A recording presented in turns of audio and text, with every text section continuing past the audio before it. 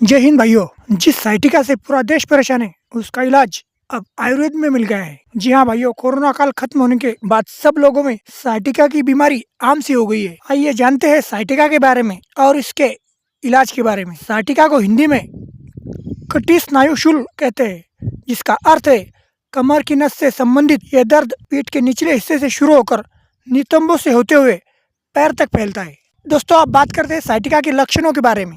इसमें जो है वो पीठ के निचले हिस्से, नितंब और पैरों में दर्द होना है, सुन्नपन आना है, कभी कभी झुंझुन होती है या फिर बहुत ज़्यादा कमजोरी महसूस होती है। ये जो लक्षण है, अगर ये लक्षण आप में अगर दिखाई देते हैं तो फिर आपको साइटिका हो सकता है। साइटिका के मुख्य कारण क्या होते हैं, आइए इसके बारे में बात करते हैं। तो पहला जो कारण होता है दोस्तों, वो होता है स्पाइनल स्टेनोसिस। इसमें जो होता है दोस्तों, रीढ़ की जो हड्डी होती है उसकी नली सिकुड़ जाती है, जिसके कारण जो मेन नस होती है उस पर दबाव पड़ता है और उसे ही डॉक्टरी भाषा में साइटिका कहते हैं। साइटिका का दूसरा कारण बताया गया है, जिसे हम बोलते हैं डिजेनरेटिव डिस्क रोग। उम्र बढ़ती है तो उसके साथ डिस्क जो होती है अपनी वो धीरे धीरे क्षय होती है। उसी के कारण हमारी जो नस पर दबाव होता है उसके भी कारण साइटिका आपको हो सकता है। साइटिका होने का तीसरा कारण जो होता है उसे बोलते हैं पेरिफॉर्मिस सिंड्रोम। आपकी नितंबों में स्थित पेरिफॉर्निस मांसपेशी जो होती है उसके ऐंठन से नस पर जो दबाव पड़ता है उससे भी दोस्तों साइटिका हो सकता है। साइटिका होने का जो चौथा कारण है वो है रीढ़ में चोट लगना। कभी कभी किसी को एक्सीडेंट हो जाता है या कोई कहीं से गिर जाता है, उसके कारण भी अगर नस अगर दब गई तो उससे भी साइटिका हो सकता है। भाइयों, जो पांचवा कारण है उसे कहते हैं स्पेंडिलोलिस्थेसिस। जब केशिरुका जो होती है अपने शरीर की, वो अपनी जगह से अगर खिसक जाती है कभी कभी, तो उससे भी जो मेन नस है वो संकुचित हो जाती है, उसी के कारण भी आपको साइटिका हो सकता है। जो छठा कारण है वो है गर्भावस्था। गर्भावस्था के कारण माता के पेट में जो बच्चा होता है उसका वजन बढ़ने से कभी कभी नस पर जो दबाव पड़ता है उससे भी साइटिका हो सकती है।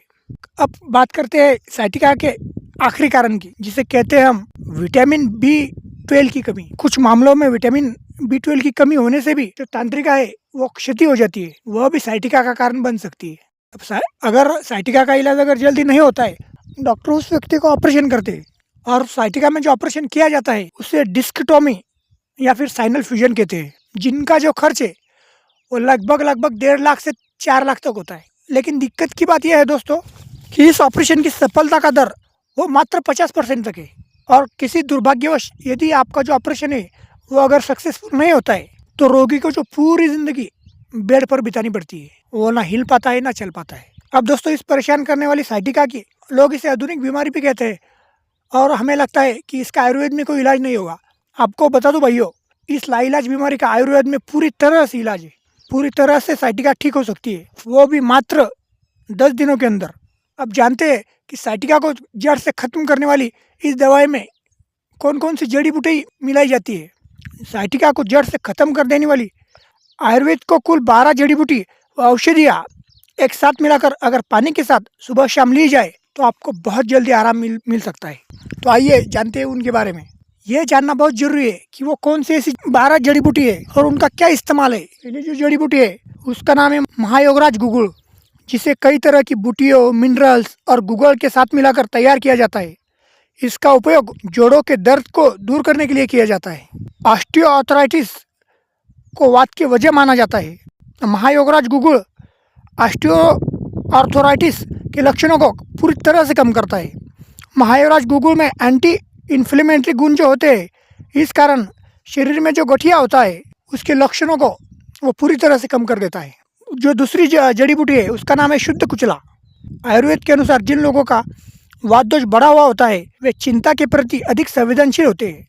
कुचला का सेवन बढ़े हुए वात को संतुलित करने और इस प्रकार चिंता के लक्षणों को कम करने में बहुत ज़्यादा मदद करता है। तीसरी जो जड़ी बूटी है उसका नाम है देवदारू।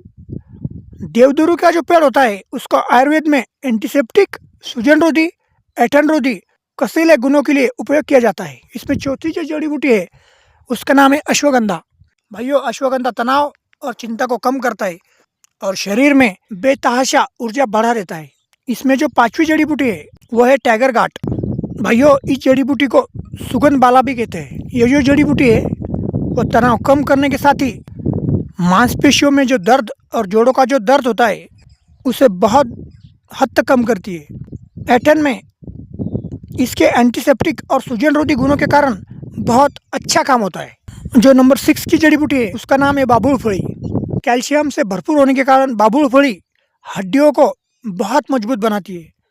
जोड़ों के दर्द, कमर व मांसपेशियों की अकड़न और गाठिया में बाबुल फली बहुत ज़्यादा फायदेमंद है। जो 7वीं जो जड़ी बूटी है जो साइटिका का कम करने के लिए बहुत बढ़िया है, उसे बोलते हैं हम नागरमोटा। यह जड़ी बूटी साइटिका के कारण होने वाली नसों में जो सूजन आती है वो उसे बहुत अच्छी तरह से शांत करती है ताकि रक्त प्रवाह जो है वो ठीक से हो।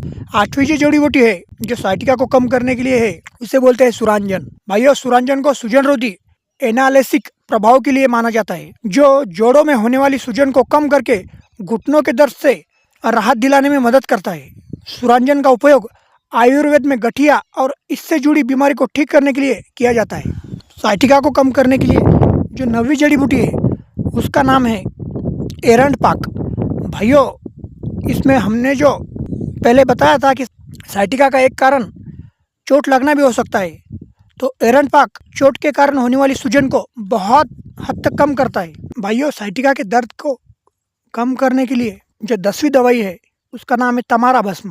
भाइयों, ये जो भस्म है वो बहुत ज़्यादा गुणकारी है। यह पित्त के दोष को कम करता है, शरीर में जो खून की कमी होती है उसको भी कम करता है, लीवर के जो विकार होते हैं उसको भी दूर करता है। साइटिका की बीमारी दूर करने के लिए जो 11वीं औषधि है उसका नाम है त्रिफला चूर्ण।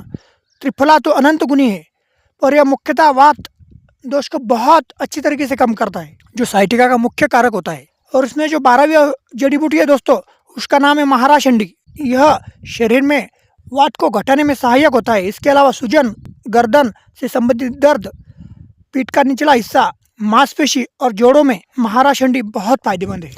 भाइयों, इन सभी प्राचीन जड़ी बूटी औषधियों को एक साथ मिलाकर गर्म पानी के साथ सुबह शाम लिया जाए तो कितना भी पुराना साइटिका का दर्द या कमर का गैप हो, इन दोनों से आपको राहत मिलनी ही है। पर दोस्तों, दिक्कत यह है कि बहुत से व्यक्ति इन सभी चीज़ों को एक साथ लाकर प्रयोग नहीं कर सकते, तो लोगों के आग्रह करने पर हमने सभी जड़ी बूटियों को योग्य मात्रा में एक साथ मिलाकर एक पाउच बनाया है और सभी इसका लाभ ले सके, इसलिए इसकी कीमत मात्र 200 रुपये रखी गई है। कृपया किसी को साइटिका से परेशान व्यक्ति को दवाई चाहिए, नीचे दिए गए नंबर पर कॉल कर सकते हैं। हम कुरियर से आपके घर तक दवाई पहुँचाने का काम कर सकते हैं, ताकि साइटिका जैसी बीमारियों के कारण जो लोग एक ही जगह पर है और उनको बहुत ज़्यादा परेशानी है, उनको दर्द से छुटकारा मिल सकता है।